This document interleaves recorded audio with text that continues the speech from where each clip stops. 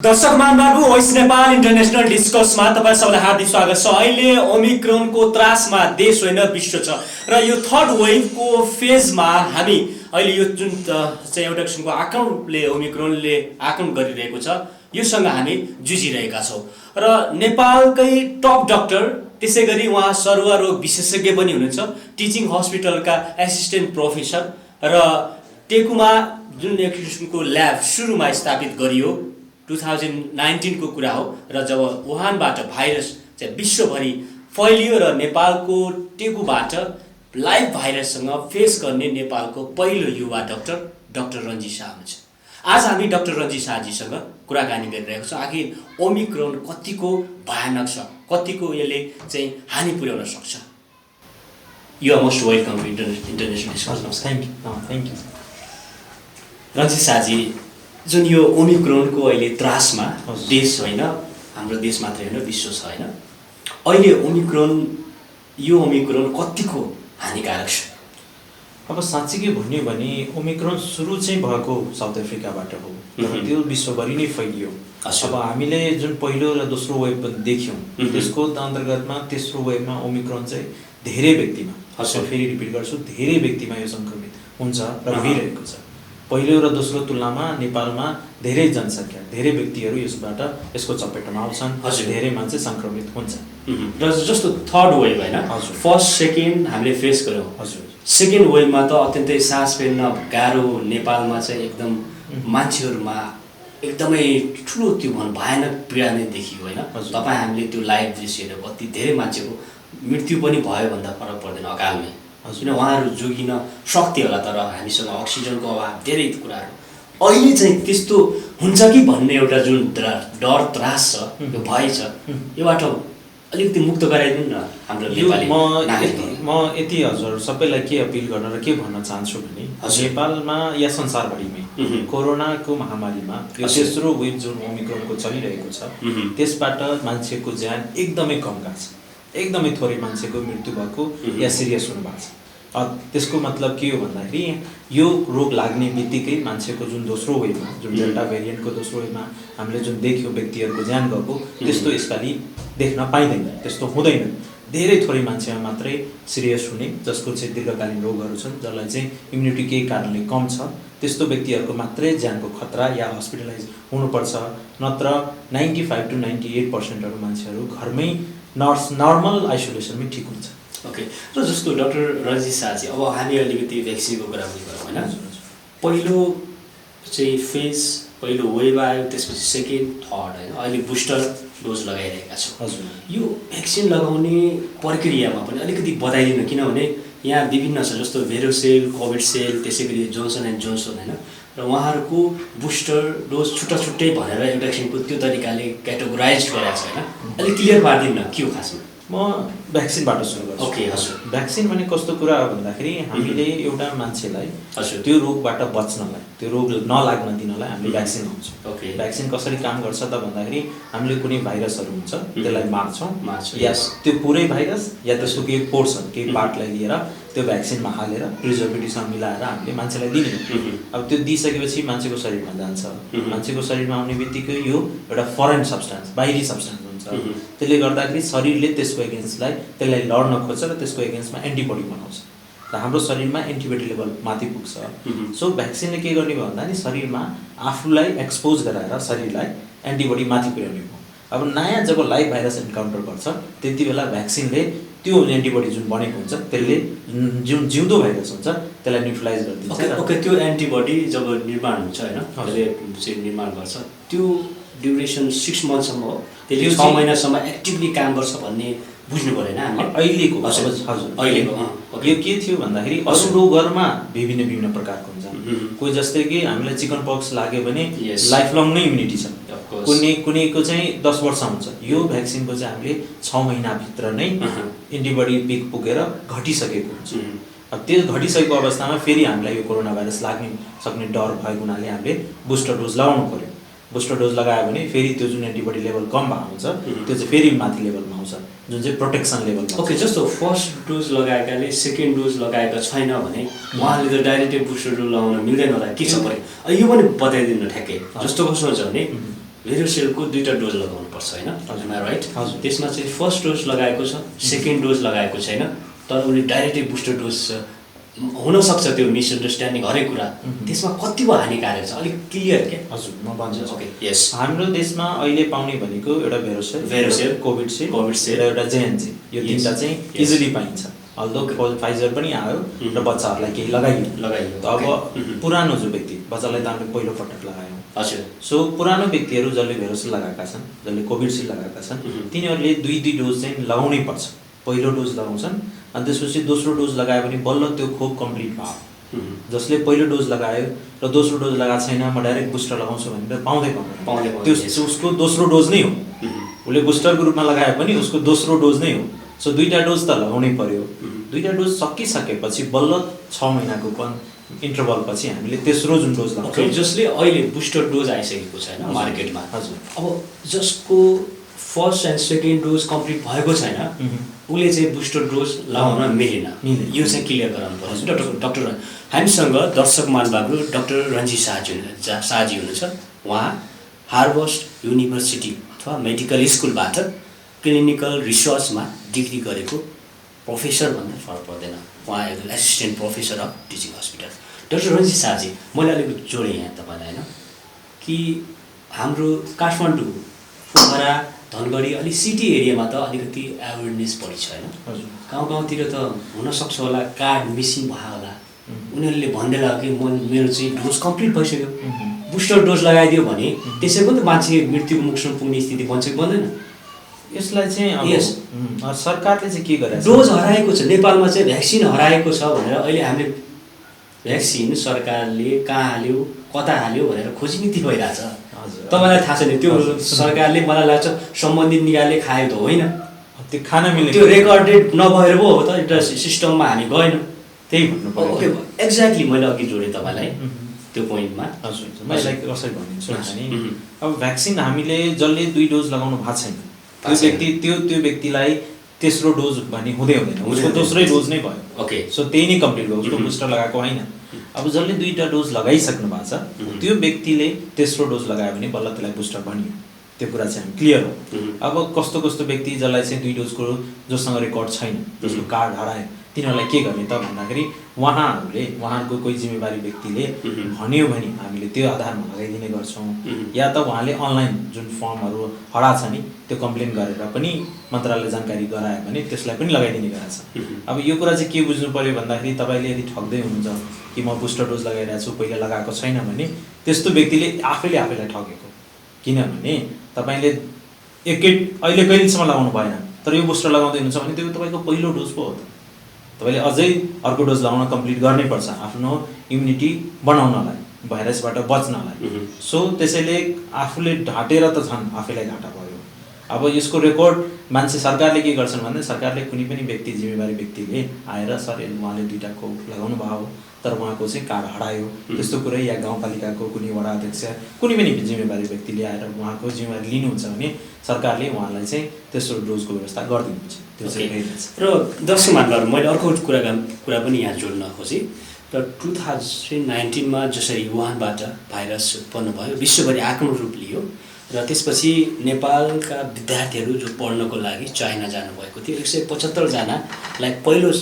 पटक उहाँहरूलाई चार्टर विमानबाट नेपाल ल्याइयो र त्यो भाइरससँग नजिक जान नेपालका डाक्टरहरूलाई चाहिँ ठुलो मुटु चाहिन्थ्यो त्यो मुटु डाक्टर रन्जी शाहजीमा देखियो डाक्टर रन्जी शाहजी अलिकति त्यो स्टोरी खोल्यो नि यहाँ किनभने बहुत एउटा युद्ध नै हो फर्स्ट सेकेन्ड थर्ड यसलाई जसरी हामीले थर्ड वर्ल्ड वार भन्छ third world war this is the third world war unseen war भन्यौँ त हामीले तर 175 जनालाई चाइनाबाट नेपाल चार्टर गरेर ल्यायौँ त्यो तपाईँको उहाँहरू नजिक जान नमान्ने डाक्टरहरू पनि थिए तर तपाईँ जानुभयो साहस गरेर I am proud of you यो सबै तपाईँहरूको माया हो हामीलाई त्यति बेलाको अब साहस गर्नै पर्ने थियो किनभने सररोग पढेर आएका व्यक्ति नेपालमा धेरै थोरै थिए मैले नगरेको कसले गर्ने आफ्नो देशको त्यो समयको स्थिति अहिले एकदम धेरै नर्मल भइसक्यो तर त्यति बेला कस्तो थियो भने डर धेरै थियो मान्छेहरूसँग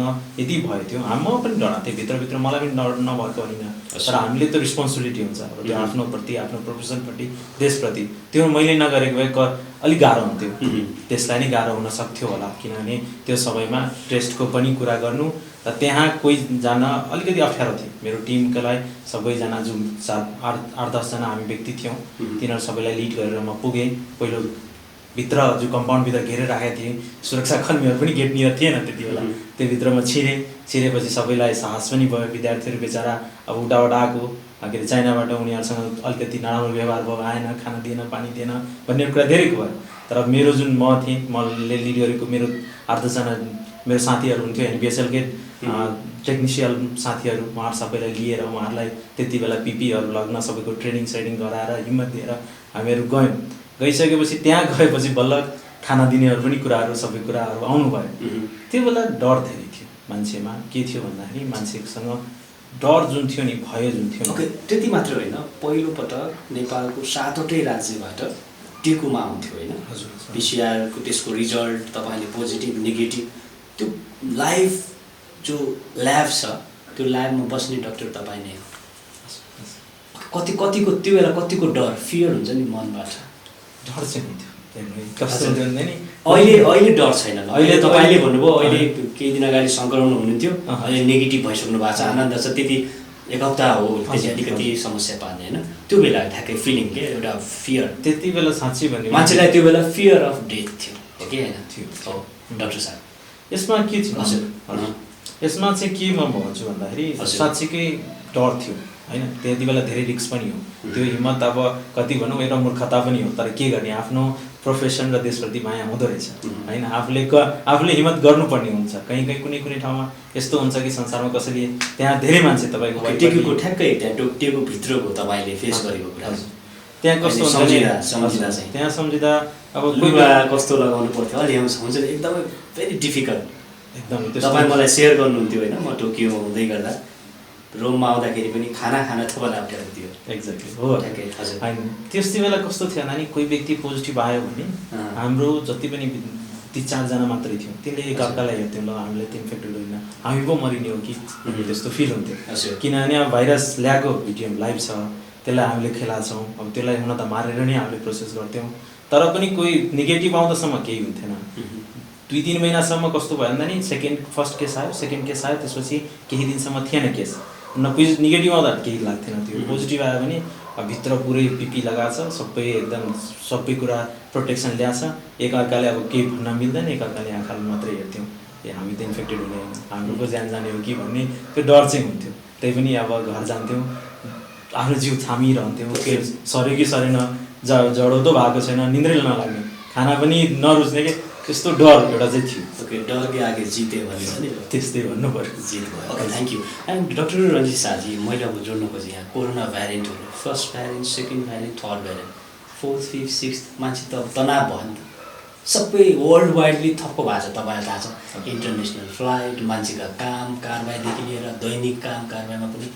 भेरी डिफिकल्ट यो कन्टिन्यू जान्छ अब यो ठ्याक्कै तपाईँको आइफोनको घोषणा आए जस्तै भयो होइन त्यस्तो यो चाहिँ पहिला 100 वर्ष पुरानोको जुन पेन्डेमिक छ त्यो हेर्ने हो भने जुन स्वाइन फ्लूको पेन्डेमिक थियो होइन त्यो इन्फ्लुएन्जाको पेन्डेमिक पनि यस्तै भयो पहिलो आयो दोस्रो आयो तेस्रो भयो छिटो हराएर गयो अब हाम्रो देशमा पनि अब के यो जुन ओमिक्रोन भेरिएन्ट आएको छ भेरिएन्टको के छ भन्दाखेरि जस्तै मलाई पनि लाग्यो धेरै व्यक्तिलाई सङ्क्रमित भइरहेको छ दिनकै आज हेर्नुभयो भने 10,000 भन्दा बढी पोजिटिभ केसेस छ र यो सधैँ यसले अर्कोलाई सारिरहेको छ सो यो धेरै मान्छेमा सङ्क्रमित हुन्छ तर यो माइल्ड फर्ममा छ पहिला जस्तो मान्छे मर्ने हस्पिटलाइज हुने अक्सिजन चाहिने त्यस्तो एकदमै कम देखिएको छ अब यो धेरै मान्छेलाई रोग लाग्यो भने सबैमा नेचुरल इम्युनिटी भ्याक्सिन लगाउनु र इन्फेक्सन भएर जित्नु दुवै उस्तै कुरा हो इम्युनिटी भयो भ्याक्सिन लगाएर पनि इम्युनिटी भयो तपाईँलाई भाइरसले रोग लाग्यो र त्यसबाट जितेर आउनुभयो भने तपाईँमै इम्युनिटी डेभलप भयो त्यसले गर्दाखेरि धेरै मान्छेमा इम्युनिटी भयो भने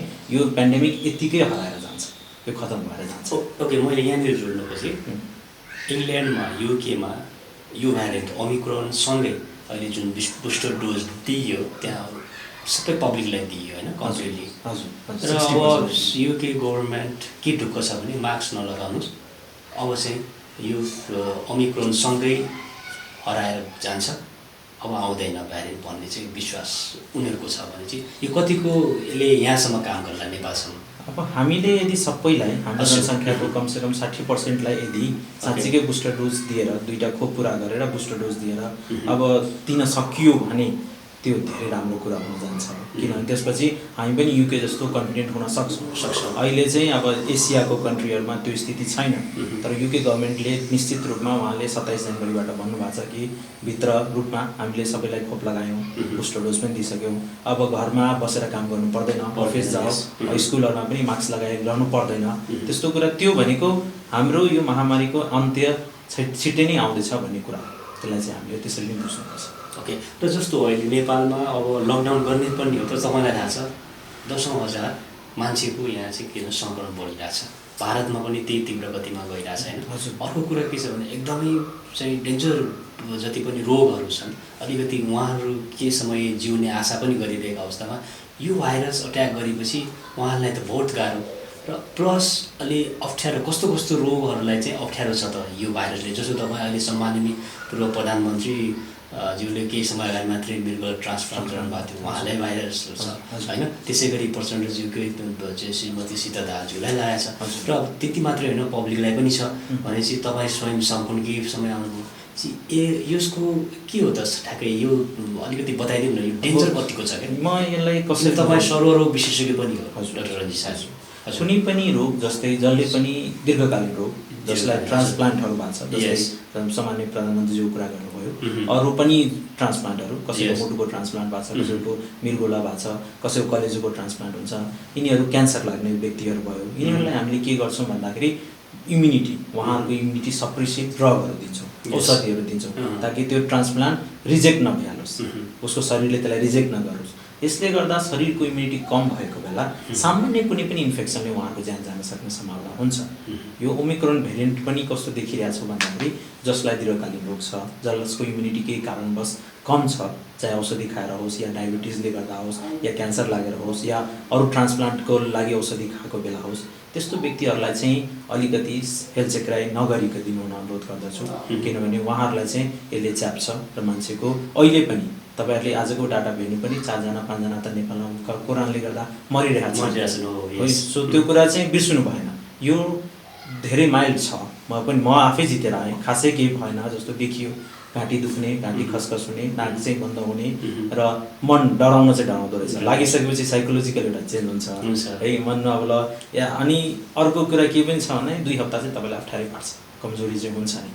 सो तपाईँले यसलाई हेल्थ चेकको रूपमा लिनु भएन, यसले तपाईँको 2 हप्ता मजाले अप्ठ्यारो पर्छ होइन, त्यो कुरा हो। र प्लस त्यो भित्र भएको भित्र मानसिक जुन तनाव छ त्यसले तपाईँलाई धेरै अप्ठ्यारो बनाउँछ। कति बेला अब मलाई आफै कस्तो भएको थियो भन्दाखेरि बसिरहेको छु, त्यो मात्रै खेल्ने कि अक्सिजन लेभलमा नाप्ने मेसिनले पनि एक रति कम देखायो भने डर लागेर हस्पिटल कुद्नुपर्ने त्यस्तो स्थितिहरू आउँछ। त्यसैले यो तनाव चाहिँ कोरोना लागेको व्यक्तिलाई मात्रै थाहा हुन्छ कि साँच्चै के तनाव छ। त्यसैले यसबाट बचाउनुहोस्।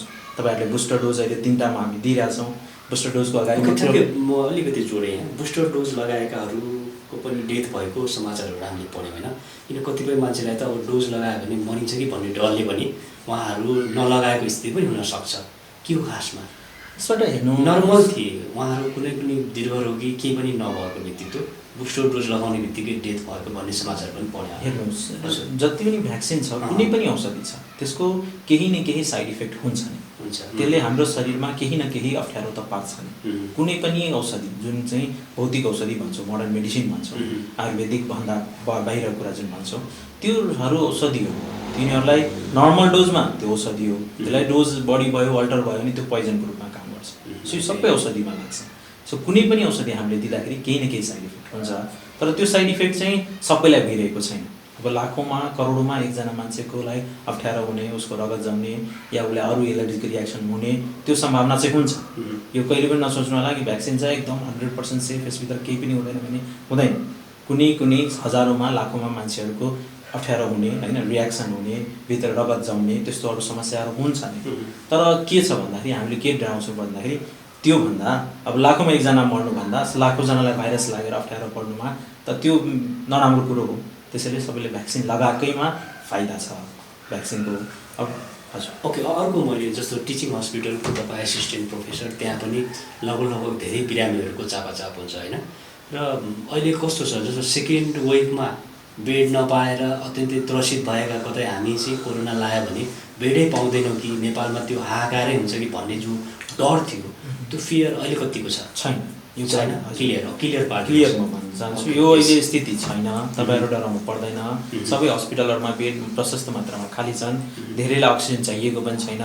अर्को कुरा के पनि बुझ्नु पऱ्यो भन्दा नि हरेक हस्पिटल 100 बेडभन्दा बढी हस्पिटललाई सबैको आफ्नै अक्सिजन प्लान्ट छ अहिले देशमा। दोस्रो वेभले हाम्रो देशमा त्यति चाहिँ सुधार ल्याएको छ। त्यसैले गर्दाखेरि अक्सिजनको कमी नेपालमा अहिले हुने अवस्था छैन। तपाईँलाई बेडको पनि प्रब्लम छैन। र प्लस रोग लागे पनि म आफै जितेर आएको छु। हेर्नु, मलाई पहिलो र दोस्रो वेभमा खासै मैले आफूलाई प्रोटेक्ट गरेँ, तर यसपालि बचाउन सकिएन।